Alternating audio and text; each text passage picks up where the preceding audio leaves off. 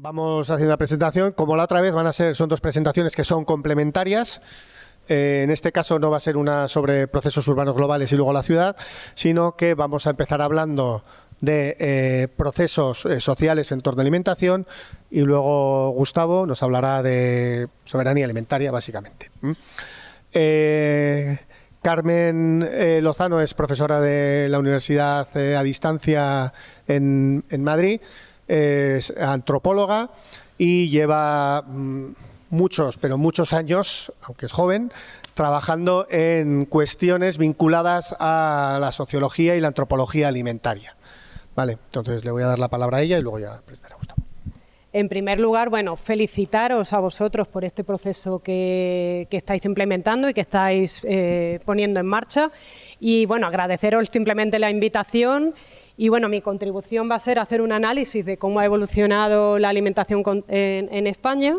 Vamos a ver, aunque voy a tener menos tiempo, pero voy a intentar ir a lo sustancial y no acelerarme mucho porque yo hablo muy rápido y con acento sureño. Entonces, es un proceso que está lleno de nubarrones, pero en el que también hay brotes verdes, ¿vale? Hay potencialidades, hay cuestiones, que yo creo que os pueden servir como palanca de debate, de reflexión o de cuestiones. Y voy a intentar conectar con la grabación con cuestiones que se dijeron aquí y en gran medida yo ya las tenía preparadas. Estoy un poco incómoda. En esta parte, que es la que más me gusta, es la que voy a recortar, voy a entrar poquísimo. Era necesario, desde mi perspectiva, para saber qué ha pasado en el mercado o qué está pasando en mi propia mesa, hacer referencias a los cambios introducidos en el sistema alimentario. En dos palabras, hemos pasado de un sistema en el que los alimentos estaban determinados por la oferta, por la producción, por lo que había, por el territorio, la climatología, las estaciones, etcétera, a un proceso de integración vertical en el que ahora es el mercado. Se nos dice que somos los consumidores los que decidimos. Yo también diría que la distribución moderna, ¿no?, nos dice en gran medida qué es lo que nos interesa o qué necesitamos consumir o qué nos apetece, pero hacia abajo también tiene mucho poder marcando qué es lo que se produce. Como veis, en este proceso súper resumido ha habido múltiples rupturas de la actividad agraria con las dimensiones sobre las que se sustenta, pero también un alejamiento, un extrañamiento progresivo entre ese productor que no sabe quién consume esos productos y esos consumidores que no sabemos ni quién hay detrás, ni a qué procesos se ha sometido ese alimento, sobre todo porque también hay una separación entre los alimentos que vemos en los supermercados y en los productos agrarios. O sea, ahora veremos algún ejemplo que a veces es difícil discernir este alimento de qué está hecho, ¿no?, qué es lo que hay detrás. Es un sistema muy complejo en el que intervienen en la actualidad múltiples actores, múltiples fases, muchas dimensiones, y en el que hay, como veis con esa mancha, como una gran opacidad. No sabemos, es una caja negra, pero además hay muchos intereses también para que no sepamos claramente, no podamos rastrear y no podamos ver todas las interconexiones que hay entre la alimentación y la sostenibilidad, la salud, la equidad, la soberanía, etcétera, ¿no? ¿Qué consecuencias han tenido todos estos cambios? Claro que os digo, vienen desde los años 50 del siglo XX hasta la actualidad en nuestra vida, ¿no? Pues todo el mundo piensa lo primero en esa McDonaldización, ¿no?, en ese término, en esa globalización de los repertorios alimentarios. Vemos cómo ha aumentado la cantidad de alimentos a nuestra disposición, la variedad de los mismos, pero sin embargo tendemos a comer los mismos alimentos de la misma manera y casi en los mismos sitios, ¿no?, o preparados de la misma forma. Otra de las consecuencias de este proceso ha sido esa creciente desconfianza, ansiedad que nos genera la alimentación. Por un lado, por esa creciente industrialización, artificialización de los alimentos. A mí me encanta este término que acuñó Fischler hace años, ¿no?, de los OCNI, objetos comestibles no identificados. Entonces, él se ponía ya como ejemplo, o posteriormente Jesús Contreras, el surimi, ¿no?, porque te dicen que es de cangrejo, pero... O estos palitos de aquí, que cualquiera diría que detrás se supone que hay una merluza, ¿no? A ello hay que sumar esas recurrentes crisis alimentarias que no hay que verlas como algo anecdótico, forman parte del sistema. O sea, el sistema tal y como está montado tiene que generar este tipo de crisis. Y después, bueno, pues nos encontramos ante cada vez más normas alimentarias de salubridad, de inocuidad, nutricionales, que vienen de diferentes tipos de expertos, de las administraciones, de los investigadores, etcétera, ¿no? Y en muchos casos divergentes. Con lo cual, bueno, es que ya no sabemos qué es bueno para comer. Nuestra abuela lo tenía claro. Nosotros, muchas veces no. Frente a esto, a todos estos cambios, bueno, pues otro de los procesos a resaltar es que aparecen, tanto a nivel individual como colectivo, bueno, pues movimientos o demanda de alimentos de la abuela, con historia, natural, tradicionales. En algunos casos se han utilizado, se han apropiado también por la industria alimentaria como reclamos, porque es una demanda que tenemos. Queremos productos que reconecten esas dimensiones, que sepamos quién es el productor, que vengan de un territorio concreto y que podamos saber de qué están hechos, ¿no? Y en paralelo, pues, que muchas veces se nutren también, han surgido pues todos unos movimientos sociales que tratan de generar, bueno, redes alimentarias alternativas a este sistema y o contrapuestas a este sistema, es decir, que luchan activamente, que generan acciones colectivas para tratar de cambiar ese sistema, que reivindican el derecho a la alimentación o la soberanía alimentaria, de la que nos hablará luego Gustavo, ¿no? Y que, bueno, este sería un brote verde, ¿vale? Dentro de esos nubarrones, aquí, por ejemplo, podemos intuir algunos porque ya no son movimientos anecdóticos. Cada vez estas redes alimentarias alternativas tienen más presencia, aunque son cooptadas algunas veces, pero bueno, resisten. Y otra de las dimensiones que emergen, esta probablemente la conozcáis menos, pero se constata cada vez más, o bueno, desde las ciencias sociales lo estamos viendo, dentro de los que se llaman los movimientos de estilo de vida, están emergiendo muchos movimientos en los que, bueno, pues muchas personas construyen su identidad en torno a temas alimentarios, ¿vale? Es decir, lo alimentario se convierte en un eje en el cual se definen. Por ejemplo, ahora si le preguntáramos a algún joven o a varios que se definan 5 palabras, oye, pues muchos te dirían, soy vegano, pues yo soy climatariana, o yo practico la paleodieta, etcétera, etcétera, ¿no? Entonces, bueno, pues este es otro fenómeno que está emergiendo y que, bueno, del que estamos más o menos pendientes, tenemos algunas tesis en curso sobre este tipo de cuestiones. Bueno, ante todos estos fenómenos, lógicamente, bueno, ¿qué ha hecho la academia? Por el lado médico-nutricional, se ha puesto de relieve, bueno, pues la malnutrición que este sistema está generando en sus diferentes formas, sobrepeso, obesidad, deficiencia de micronutrientes, creo que son los micro, etcétera, ¿no? Por el lado de las ciencias sociales, bueno, pues ya Fischler, a finales de los 70, nos hablaba de que, bueno, pues se detectaba una cierta gastroanomia, es decir, un debilitamiento de las normas alimentarias. Hago un pequeño inciso, todas las sociedades tienen unas normas que regulan quién se come, o sea, qué se come, cómo se come, en qué orden, si se come con las manos, si se come con tenedor, sentado, en cuclillas, tumbado, con hojas, si las mujeres comen en la cocina después que los hombres que han comido antes en el salón. Lo que pasa es que no somos conscientes de que estamos regulados por esas normas, ¿no? Pues es lo que constataba que en muchas sociedades empezaba a haber un cierto debilitamiento de esas normas. Harpin, un poco después, en este caso no lo afirmaba, se preguntaba si no había una cierta desestructuración alimentaria, porque él había observado, bueno, pues que se estaba produciendo una desconcentración, es decir, ya no comíamos, no hacíamos una ingesta 1 o 2 veces al día, sino más ingestas al día, lo que se conoce como el picoteo, ¿vale?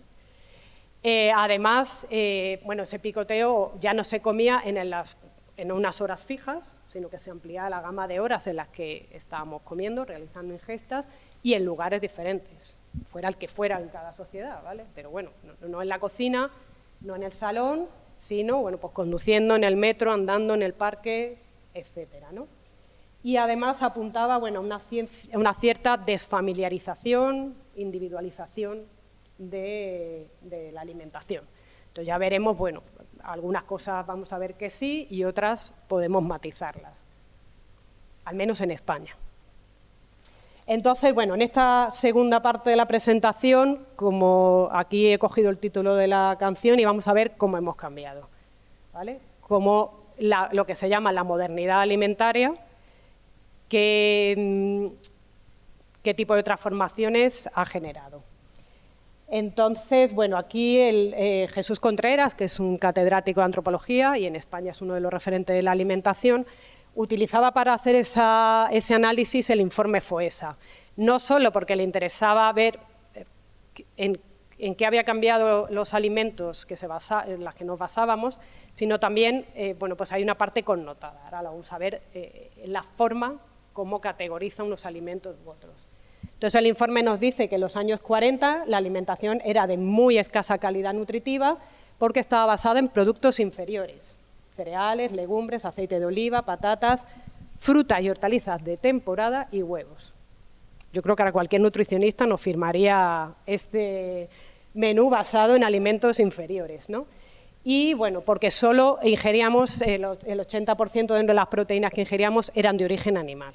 ¿Qué pasa? Que aquí el modelo era el del norte de Europa, que es otro tipo de dieta, ¿no? En las que este tipo de proteínas tienen más presencia y entonces, bueno, pues el mismo informe en los años 60 ya constata que vamos en buen camino, que estamos progresando porque estamos más cerca de la dieta típicamente europea, ¿no? Y ya, pues bueno, el 49% de las proteínas eran de origen animal. Me ha costado encontrar un poco el dato, pero bueno, parece que en 2020 esa ingesta había disminuido. Y nuestra cesta de la compra, bueno, pues se compone sobre todo de carne, frutas, hortalizas y patatas, pesca y leches y derivados lácteos, ¿no? Nada que nos sorprenda especialmente. Aquí habría que hacer una lectura mucho más en profundidad, pero que no me da tiempo y longitudinal, ¿no? En cuanto a la cantidad de alimentos que compramos o comemos, bueno, no fijéis tanto esta figura, me interesa para que veáis el pico de la pandemia y para compararla con la siguiente, porque lo calcula por hogares. Y aquí el problema es que los hogares han aumentado, pero bueno, se ve una disminución en el volumen de compra de alimentos y si se analiza per cápita, bueno, una cierta estabilización. También es verdad que, bueno, podemos tener 20 coches y nos toca la lotería, pero tampoco podemos atiborrarnos, ¿no? Hay un límite biológico a la cantidad de alimentos que podemos comer, ¿no? Pero bueno, vemos como sí aumentó tanto per cápita como por hogares, bueno, lo estáis viendo ahí, ¿no? Durante la pandemia. Mientras que el gasto, que estaba bastante estable, bueno, pues ahí se ve perfectamente el peso que ha tenido la guerra de Ucrania, la inflación, ves como los 2 últimos años, o sea, la pandemia hubo un pico, pero bueno, si comíamos más, gastábamos más, y como en los últimos años. Entonces, bueno, eso sigue siendo un hándicap, ya veremos ahora las motivaciones de compra, como en los 2 últimos años, en los 3, el precio ha pasado a ser una motivación fundamental que nos determina. Y aparte, otro nubarrón, por así decir, es que se ha considerado un signo de modernidad dedicar la menor cantidad de presupuesto familiar a la alimentación, ¿vale? Es signo de que ha subido socialmente. Entonces, mientras que antes, en los años 40-50, la mitad del presupuesto se dedicaba a la alimentación, ahora, bueno, en 2024, solo un 15%. Y además los datos apuntan, y lo hemos visto en todas las crisis económicas, de qué es lo primero, que cuando hay que apretarse el cinturón, de qué es lo primero que reducimos. No nos quitamos de ocio, no nos quitamos de tecnología, no, nos vamos a las marcas blancas, etcétera, etcétera. Es decir, el gasto en alimentación es el primero que se reduce, ¿no? Con lo cual, bueno, esto es una cuestión también sobre la cual reflexionar. Esto se ve pequeñísimo, así que os lo voy a... que aparte está un poco en inglés, os lo voy a traducir yo. Respecto a los europeos, ¿cómo estamos? Bueno, pues en un eurobarómetro que se hizo en 2020, veíamos que, bueno, a los españoles no les interesaba tanto el sabor, sí la seguridad alimentaria, el precio y el contenido de nutrientes. Y nos separábamos mucho de los europeos, un brote verde, ¿vale? También algo positivo, en la importancia que dábamos a que los alimentos fueran mínimamente procesados. Interesante también. 2 años después se hizo otro, la pena es que no aparece, no incluye la variable esa de mínimamente procesado, pero aquí vemos cómo el precio ha aumentado muchísimo, tanto para los europeos como para nosotros, pero para nosotros más que para la media de los europeos, ¿no? Y bueno, pues más o menos los mismos indicadores, pero todos los relativos a la sostenibilidad ambiental, social, al territorio, nos importan menos que los europeos, ¿vale? Estamos preocupados más por eso, por los nutrientes, por la seguridad alimentaria y por el precio sobre todo.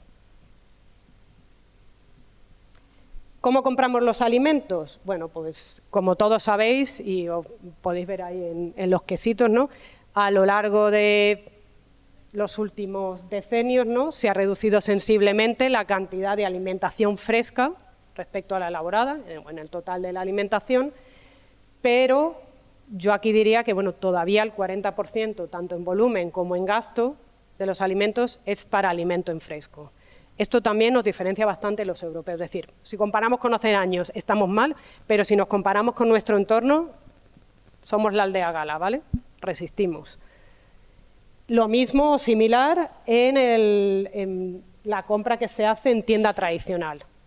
En el conjunto de la alimentación es un porcentaje pequeño, pero en alimentación, en productos frescos, bueno, todavía hay un cuarto, un 25% que se hace en tiendas tradicionales.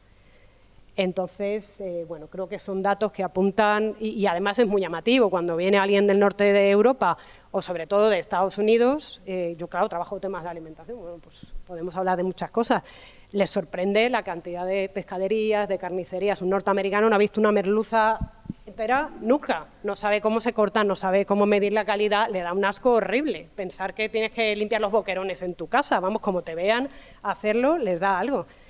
Pero bueno, les llama la atención que haya muchas tiendas y tiendas regentadas por autóctonos, porque por ejemplo en Francia, cuando yo vivía allí, todas las carnicerías eran halal y estaban regentadas, bueno, por personas de origen argelino, etcétera, etcétera, ¿no? Entonces, bueno, aldea gala. ¿Cómo organizamos las comidas, etcétera? Bueno, aquí hay una serie de cambios, pero también España es diferente. Ha aumentado ese número de ingestas a lo largo del día, ha aumentado, aunque seguimos un poco con la distribución de primer plato, segundo plato y postre, pero el plato único va ganando terreno. Yo esto lo tendría que explorar, no sé si es por esas recomendaciones del plato de Harvard que te permite ver mejor, bueno, la mitad del plato para verduras, un tercio para proteína, un tercio para hidratos y lo visualizas bien que la comida es equilibrada. Yo creo que es más una cuestión de logística y precio. No es lo mismo hacer unas lentejas y unos boquerones, volviendo con mis boquerones, con lo que se tarda en limpiarlo, a unas lentejas bien apañadicas, que ahí tienes de todo, es una comida equilibrada, y a la niño tira para adelante. Eso es lo que hay hoy de comer. ¿Qué es lo que nos hace españoles? Ahí no hemos cedido ni un ápice, es decir, nuestros horarios siguen siendo los mismos, y además los mismos españoles, en esto que ya sabéis que somos los únicos, y no hay desfamiliarización, no hay individualización. Seguimos comiendo en familia. Entonces, bueno, traigo unos elementos de reflexión para conectar para aportar también a lo que estáis aquí debatiendo, ¿no? Y por contestar algunas de las cuestiones que se plantearon el otro día. Entonces, bueno, la literatura apunta a una serie de potencialidades que tienen los mercados de abastos y que, como digo, salieron, ¿no? Esos elementos relacionales y de sociabilidad, el elevado grado de conocimiento del producto, de profesionalidad que tienen, bueno, pues, los comerciantes, también su especialización y la flexibilidad a la demanda particular de la clientela.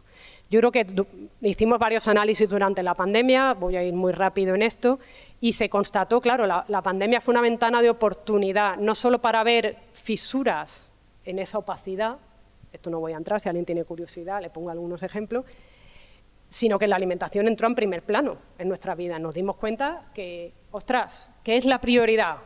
La alimentación y el papel de váter, que yo todavía no he conseguido entender por qué, pero bueno, en eso fuimos muy españoles también, porque mira, los ingleses se fueron a por cerveza, lógico, pero a por papel de váter, bueno, pusimos la alimentación en el primer plano, ¿no? Y puso de relieve también esa flexibilidad y adaptación de los comerciantes a las demandas particulares y a las situaciones particulares de esa señora mayor que no podía salir de casa, que era población de riesgo, que todo lo que estuvimos viendo. Entonces hicimos algunas entrevistas, una profesora brasileña y yo, en algunos mercados del centro de Madrid para ver, bueno, cómo había vivido la pandemia, tanto compradores como comerciantes, etcétera, ¿no? Y bueno, yo, claro, la señora María, ¿no?, del mercado de la cebada, nos decía, bueno, yo me adapté, hice un montón de cosas y enseguida que volvió la normalidad se olvidaron de mí, ¿no?, que yo espero que vuelvan. Entonces yo aquí solo lanzaba unas preguntas, ¿vale? Los compradores volvimos a la normalidad, pero los vendedores, en gran medida, o los comerciantes también, es decir, no podíamos haber aprovechado, ya demostraron su flexibilidad y capacidad de adaptación. Rapidísimo. Es verdad que sostener eso en el tiempo, agotador. Te miro porque creo recordar, agotador, ¿no? Pero demostraron esa capacidad. No pueden, efectivamente, esa flexibilidad y capacidad de adaptación se podría volver a activar. Y la pandemia fue un espacio que nos podría hacer reflexionar sobre la importancia de la alimentación en nuestras vidas, más allá de que haya virus ahí siempre. No solo el COVID. Y bueno, para cerrar, bueno, pues traía aquí una serie de cuestiones, muchas hablaron el otro día. Yo os animaría sobre todo a reflexionar, o sea, ya sabemos el modelo al que no queremos ir, el otro día se dieron algunos ejemplos, van a venir, y si me diera tiempo os contaría también algún ejemplo en positivo, pero este ejemplo que yo traigo es de un pueblo de la campiña sevillana de 20.000 habitantes, o sea, el relativo éxito que han tenido es por muy idiosincrasia. Lo que ha funcionado después de un montón de fracasos ha sido adaptarse mucho a lo que es ese pueblo, ¿vale? Entonces aquí os haría ese llamamiento a que hagáis una lectura desde aquí. Y bueno, pues en este sentido sobre todo me centraría en los cambios en funciones y productos. ¿A qué funciones queréis aspirar? Pero sobre todo, y a qué actores, pero también que veáis qué actores y qué funciones están aquí ya. Es decir, si el turismo ya está llegando, hay que empezar a ver, aunque no nos guste, pero es que habrá que convivir y adaptarse a él, ¿no? Después a mí, por ejemplo, Robles en su artículo, que es un antropólogo, me parece muy interesante la reflexión que hace. Dice, si la composición del barrio ha cambiado y ahora hay una comunidad migrante importante, atención, que los migrantes, sobre todo de América Latina, Magreb y países del este, están muy acostumbrados a comprar en mercados, mercadillos, en tianguis, etcétera. Son consumidores potenciales a los que esto, a lo mejor te tienes que adaptar y poner ñame o traer mango o, en fin, otro tipo de productos que atraiga, pero, bueno, pues un consumidor potencial, ¿no? El tema de los jóvenes, y con esto termino. Pues en el grupo de Sociología de la Alimentación, yo diría que hace 10 o 15 años estábamos como asustados, porque veíamos una ruptura muy grande, una separación entre los jóvenes y la alimentación, cómo se habían roto todos los elementos de transmisión de cómo se compra, cómo se limpia, cómo se cocina los alimentos, pero sin embargo en los últimos años se ha visto que los jóvenes, incluso los adolescentes, por así decir, vamos, yo he tenido todo el invierno la casa llena los sábados de niños cocinando, están muy atraídos por los temas alimentarios, pero claro, no por los canales convencionales. Ellos se informan a través de Internet, tienen un montón de apps de alimentación en el móvil, tanto de cuenta calorías como para ver el origen, como para el Nutri-Score, hay un montón de aplicaciones, ¿no? Con influencers, youtubers, etcétera, ¿no? Entonces, bueno, y de hecho ahora en nuestro grupo casi la mitad de los trabajos van sobre jóvenes, ¿no? Entonces vuelvo atrás, claro, se hablaba de ello el otro día, alguien comentaba, pero claro, no sé si saben pedir la vez, adaptarse a las conversaciones entre los que estamos comprando o que tienes con el comerciante, ¿no? De bueno, pues sí, yo qué sé, el pediatra me ha dicho que el niño ya puede tomar ternera, ¿qué le doy? O sea, dime la mejor carne para tal, ¿no? Bueno, pues probablemente ellos tengan que dar un paso, pero a mí se me ocurrían, bueno, pues otro tipo de pasos. Y ahí te voy a hacer las sugerencias. A lo mejor una foto en Instagram con las novedades y una a la semana y las ofertas, o a lo mejor, y esto ya a mí me duele porque yo con las redes sociales no tengo una relación compleja, pero bueno, a lo mejor un TikTok en el que expliques por qué la presa ibérica, de qué parte es y por qué esa grasa es sana y por qué en la barbacoa está estupendo, un vídeo de vez en cuando, o hoy me has preguntado, ¿qué era la picaña? Oye, pues la picaña viene esta parte, tal. Pues muchas veces no sabemos qué particularidad tiene esa carne porque es un corte, etcétera. Se me ocurre. Ya se habló el otro día del WhatsApp y de otras líneas, ¿no? Entonces, bueno, yo aquí veo posibilidades, hay que hacer, claro, esfuerzos por todos lados, adaptaciones, y habría que preguntarse, bueno, pues si en horario, medio de pago, en estética, en servicio de distribución, no lo sé. Y nada, bueno, pues muchísimas gracias y espero que os sirva, pues eso, de un poco de palanca de debate, y si tenéis dudas o incluso si hubiera muchas dudas, yo me conecto en algún momento el sábado, si queréis, por Teams o por teléfono, ¿no? Y las planteamos en directo. Gracias, Carmen. Ahora hay otra intervención, más o menos de la misma duración, de Gustavo Duch. Gustavo Duch es coordinador de la revista Soberanía Alimentaria y nos va a dar un complemento a una continuidad a todo esto. Gracias, Andoni. Buenas tardes. Quiero que empecemos con un ejercicio de imaginación. No pensemos en la alimentación, vamos a pensar en la sanidad. Y vamos a pensar en la sanidad. Y vamos a pensar que no tenemos el sistema sanitario público y que toda nuestra sanidad depende de 2 o 3 grandes multinacionales que han repartido hospitales, cadenas de hospitales por todo el Estado. Uno a lo mejor se llamaría Salud Dona, el otro se podría llamar Eroski Salud. Imaginémonos eso. Si eso fuera así, lógicamente también lo primero que pensaríamos es que ¿a qué precio pagaríamos la salud? ¿Todos tendríamos derecho a la salud? ¿La salud solo la podríamos costear en función de nuestros ingresos económicos? ¿Habrían diferencias a gente que podría acceder a la salud y otras personas que no? Quienes nos garantizan la salud, los médicos, las médicos, enfermeros, enfermeras, ¿qué cobrarían? ¿Cobrarían un precio digno? ¿Estarían esclavizados? El precio el salario a estas personas lo marcaría una gran multinacional que tiene todo el poder y todo el control. Acabarían especulando en bolsa con los grandes inversionistas, porque estos son unos grandes negocios. Si pensamos eso, nos estalla la cabeza y supongo que muchas de vosotras, como yo, nos rebelaríamos. Después de siglos de diferentes procesos y de muchas luchas, tenemos un sistema sanitario, educativo también, público, universal. Decimos gratuito para entender que entre todos colectivizamos el dinero para que nadie se quede fuera de esos sistemas sanitarios o de esos sistemas educativos. Porque hemos considerado que la salud es un derecho, es básico. Sin salud no se puede vivir. Hemos considerado que la educación, como sociedad, nos hemos dado entre nosotras un sistema para que la educación tenga valor. No aquello de solo el necio confunde valor y precio. Le damos tanto valor que hemos hecho un sistema colectivo para que ningún niño, ninguna niña y para que los profesores que tenemos cobren un salario digno que les pagamos entre todas. Eso es lo que hemos hecho con derechos básicos.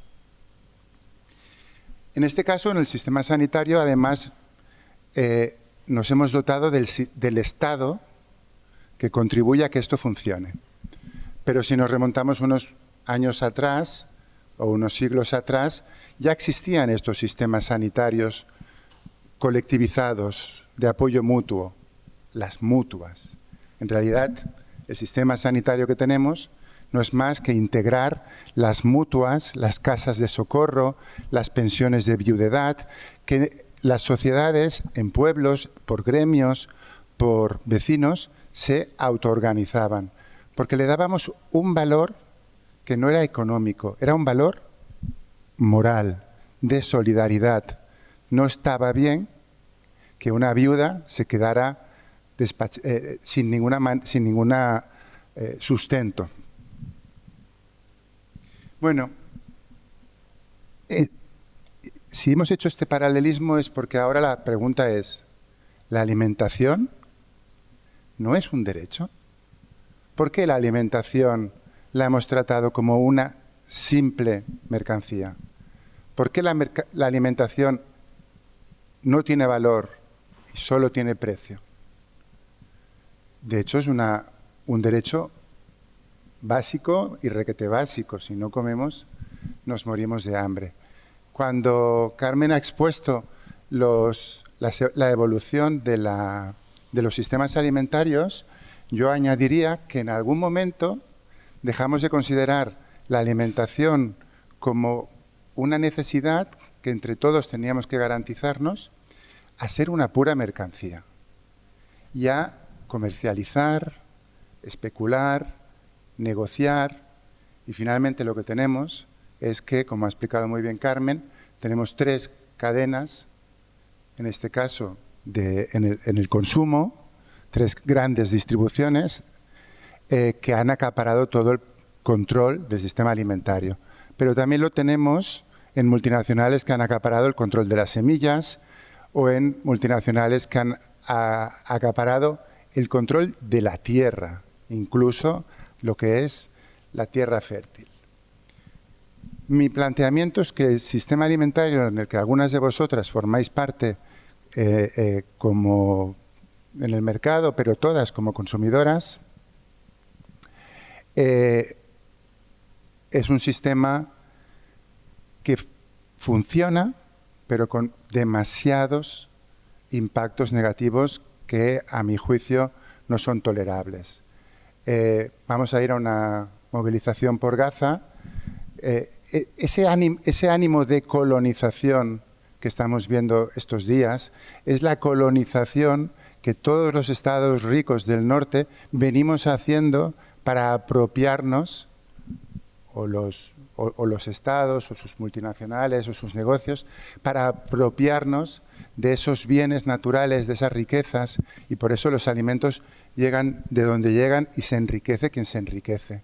Los sistemas de producción de alimentos se han intensificado. Yo soy veterinario y os podría explicar cómo funcionan el engorde de cerdos. Se han intensificado hasta la extenuidad de los pobres animales, pero eso es parte de acabar con el planeta, de acabar con la fertilidad de la tierra, de contaminar los ríos, de contaminar la tierra. Es decir, una buena parte de todo el problema civilizatorio que tenemos tiene que ver con ese sistema alimentario.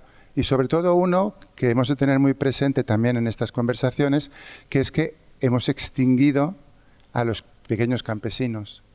Yo vengo de Cataluña. En Cataluña solo el 1% de la población activa es agricultora. Es decir, aquí en una sala, en Cataluña, si no somos 100, no llegaríamos a que uno se dedicara a producir alimentos. Lo mismo pasaría si hablamos del pequeño comercio, y ya sois vosotras mejores que yo que lo sabéis. Mercabarna, por ejemplo, en sus inicios eran 500 paradistas, mayoristas, que distribuían a los mercados. Ahora no llegan ni a 100, se han ido concentrando. Entonces estamos rompiendo con todos esos tejidos de lo pequeño, de lo más social. Y desde luego, y también Carmen lo ha apuntado muy bien, eso está generando que este sistema alimentario es muy clasista y muchas personas no se pueden alimentar bien. Y aunque en el Estado español parece que no exista hambre, existe malnutrición. Existen muchas personas que lo vemos claramente con síntomas de obesidad, con síntomas de algunos micronutrientes, porque sin poder adquisitivo, entre otros elementos, se están mal alimentando.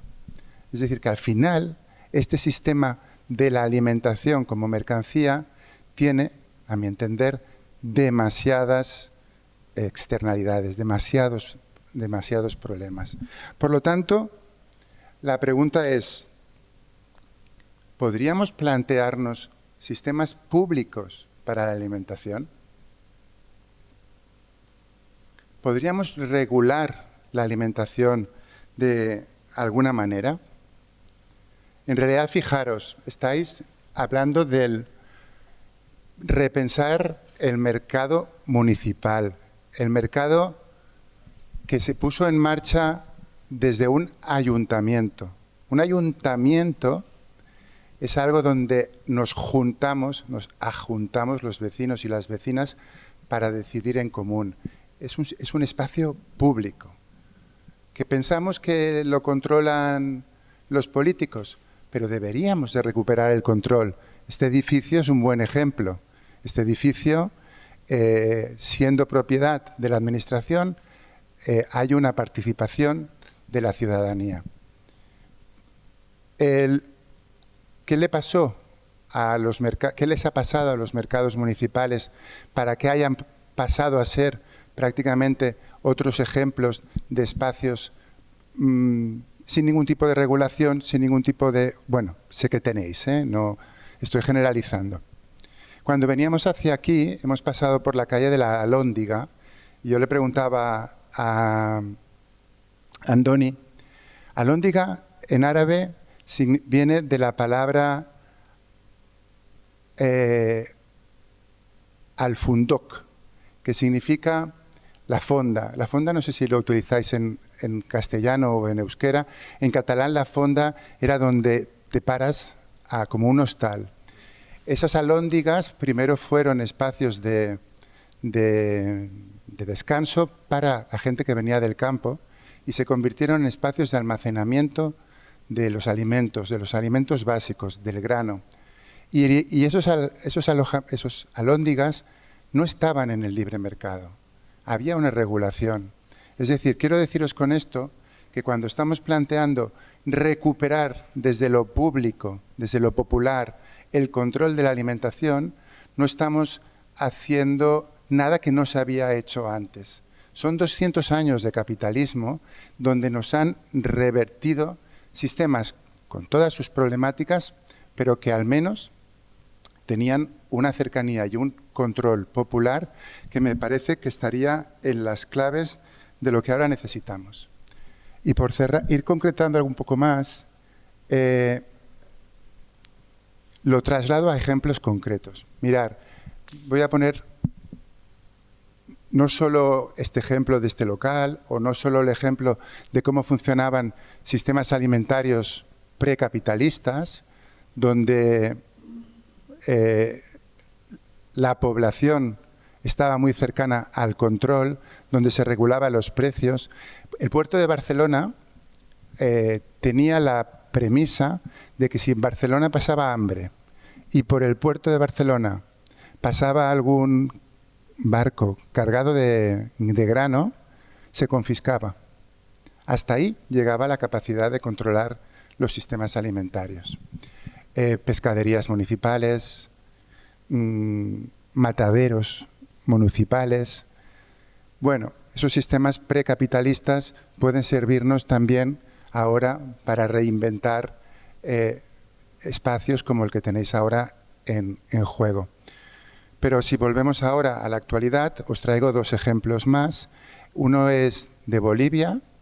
En Bolivia han puesto en marcha supermercados públicos. No tienen mercados municipales, que yo creo que es por donde se debería empezar a repopularizar y reapropiarnos de lo público que ya teníamos.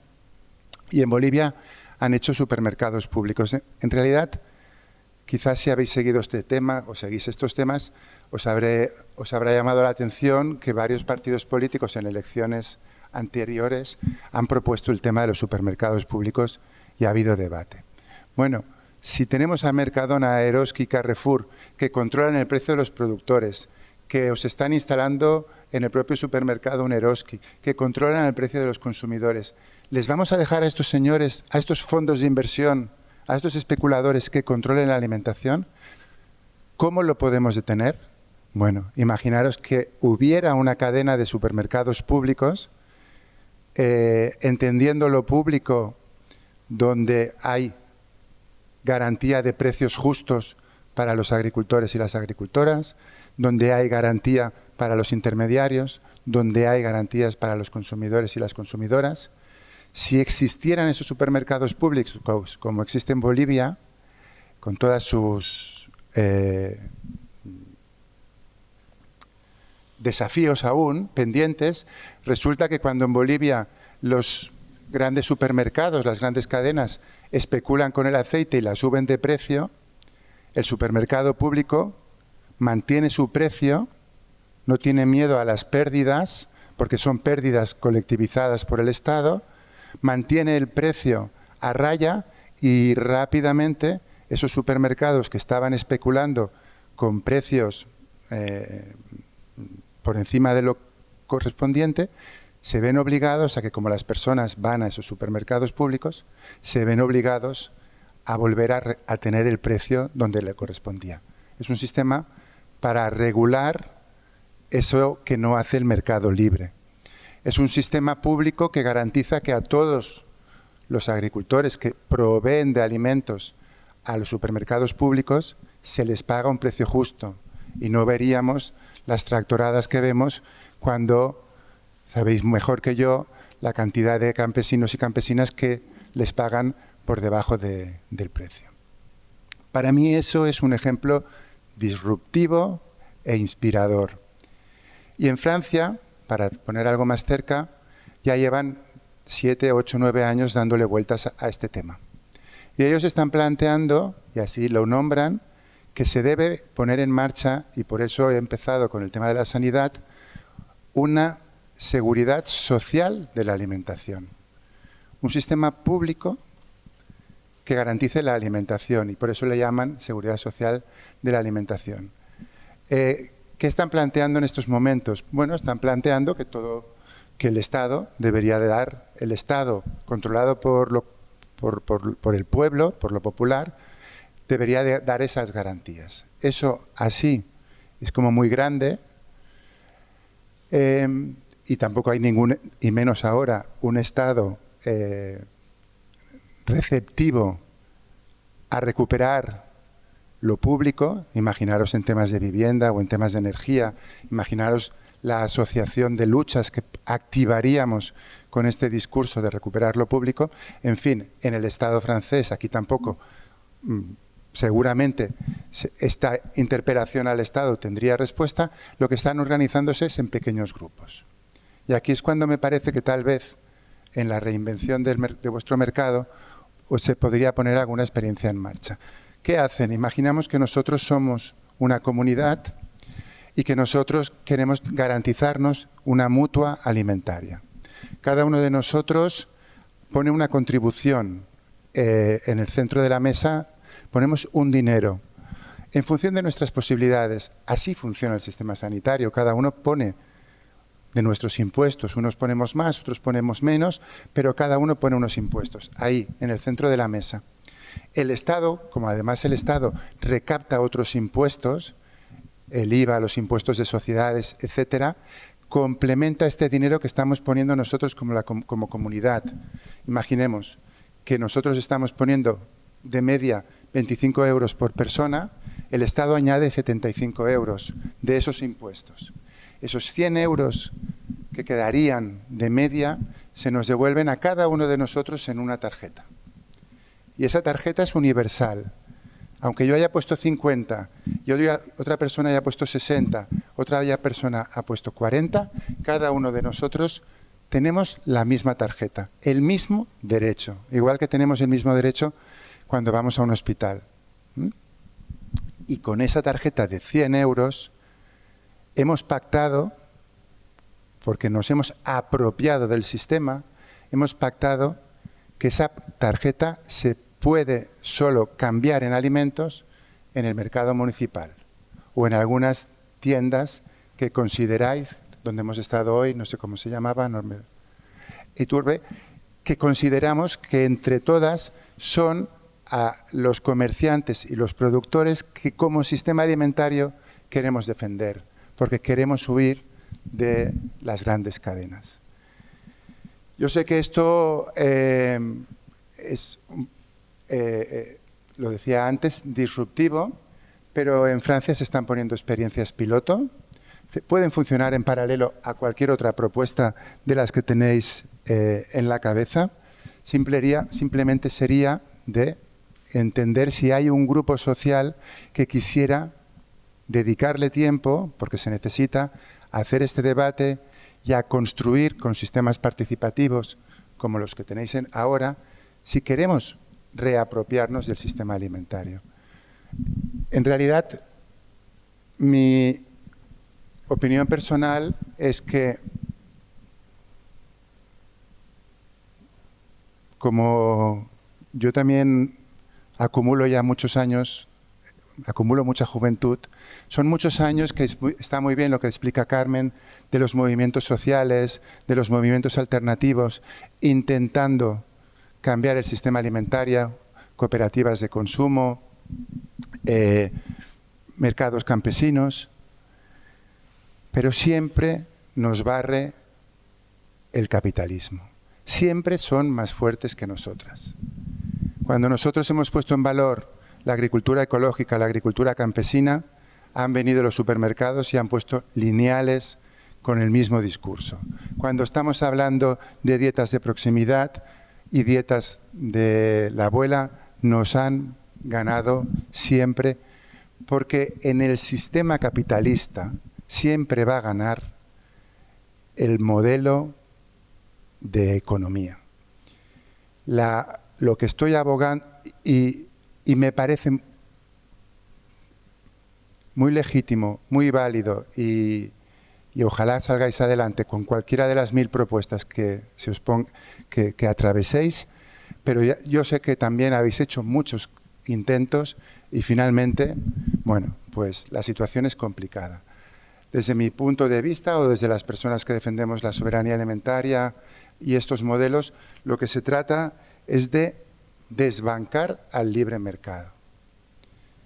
Eso no significa acabar con los intermediarios ni con el comercio. Significa entender otra forma de hacer el mercado que es más parecida a la que tenéis en vuestro trato, en vuestras costumbres, que la que nos marcan las cadenas alimentarias. Estamos más cerca, desde un mercado municipal, de recuperar estos sistemas que desde cualquier otro lugar. Y cuando digo que tampoco es un invento tan disparatado y que podamos decir, no, es que esto en un Estado moderno es impensable, pongo un último ejemplo, y es la compra pública. Los Estados, cuando quieren, sí que se organizan para garantizar sistemas de alimentación público. Y los comedores escolares son sistemas públicos. Los hospitales son sistemas alimentarios públicos. Las prisiones son sistemas alimentarios públicos. Lo que les dan de comer en los comedores populares a la gente que no tiene sustento son sistemas públicos, entregados a las multinacionales. Porque hoy quien sirve a los hospitales, quien sirve a las escuelas, son las grandes cadenas de catering. Pero introduzco este tema porque en la alimentación, como en la educación o como en la salud, lo público no lo tenemos tan lejos y pienso que lo que tenemos que repensar es si nos podemos reapropiar del poder popular. Gracias.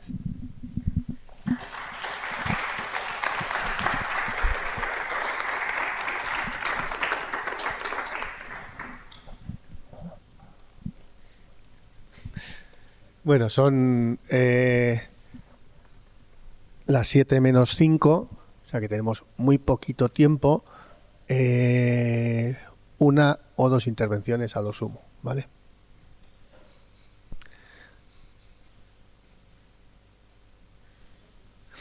Si no, el sábado seguiremos con el debate y tenemos intervención. Espera, es que es para que se grabe el audio.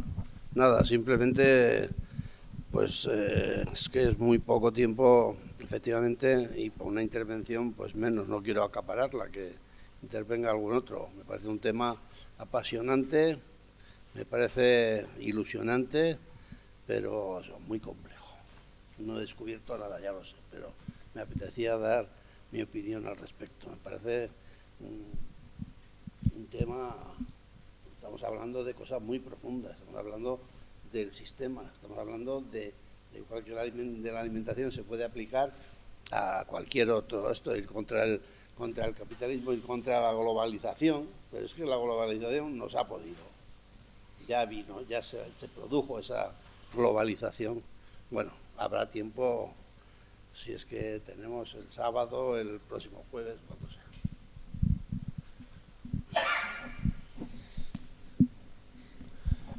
Pues a mí me da pena, pero damos por cerrado el debate. Está todo grabado, tendréis acceso a los vídeos y os tendremos que invitar otra vez.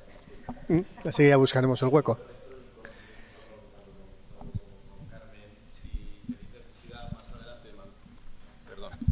Decía que hemos hablado con Gustavo y con Carmen. Si tenéis necesidad de mandar alguna pregunta, alguna cuestión que queráis plantear, con el mail que estamos utilizando en el proceso, el de Observatorio Z Sarea, podéis enviarnos la pregunta que se las haremos llegar y bueno, pues nos la facilitarán también, ¿vale?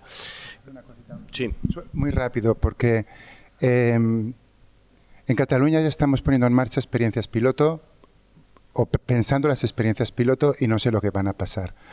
Pero las experiencias de Francia nos están diciendo que cuando tú organizas un sistema de caja colectiva de 100 personas o 200 personas, ese dinero se va a revertir exclusivamente en esos centros que han pactado formar parte, y para esos lugares donde se va a devolver ese dinero es una garantía de viabilidad y de tranquilidad para mantener vivos esos negocios, que en estos días de hoy, importante. Entonces, de este tema de experiencias piloto, si tenéis ganas, como decías, José, yo encantado de volver, trasladaros información.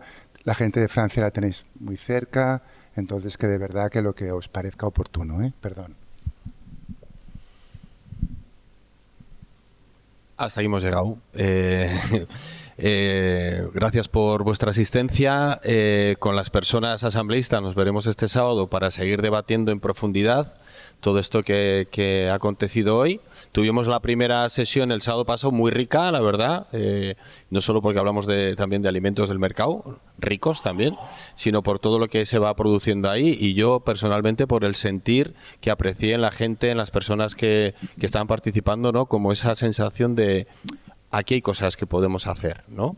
Dentro de este mare magnum que bueno, donde está imbuida la alimentación, la distribución, la gentrificación y demás, ¿vale? Entonces, bueno, animaros a las que vengáis este sábado y eskerrik asko guztioi. Y vamos a la concentración.